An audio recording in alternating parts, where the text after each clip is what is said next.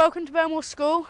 We've been learning about the African slave trade and how it's affected Southampton over the years. We sort of knew that it was happening, but never knew the extent of it and how horrific it was. Well, I never knew it was happening so close to home. I thought it was just America and maybe other European countries. For me, I think it was more based on America and how they got slaves. The slave trade affected the economics of the world. Africa became lessened and they had less people to do the work, and Britain became rich from it. Southampton became greatly affected by this as they involved with the trade of the slaves. When I found out that Southampton was involved in this, I was shocked, but also I knew that they would have to play some part because they are coastal and they would have been involved in trading overseas anyway.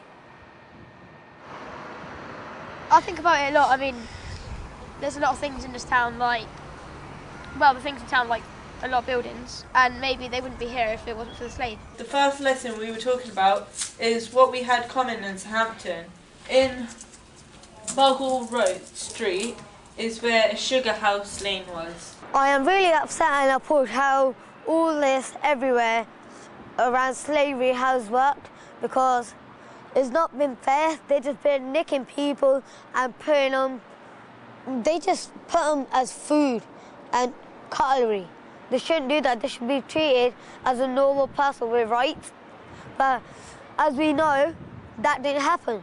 Just undescribable how bad it was. They had barely any room on the ships that they were being transported on. Apparently they only had about 9 inches each to themselves, which is obviously terrible. I was shocked and horrified to find out how mankind could be so cruel-hearted. The way that they traded their own as if they were animal and flock. They just disposed of them for other goods. They treated their own people like they were nothing. I think everyone should learn about the slave trade because it's one way to stop people trafficking, really. And no one should be treated as a slave. I think it should be compulsory to learn it in our schools in history lessons because it was a huge part of Britain and of Europe and probably even the world. It's essential for everyone to know, really, about this mega part of our history, really. It has been very interesting finding out about the African slave trade and how it has affected Southampton.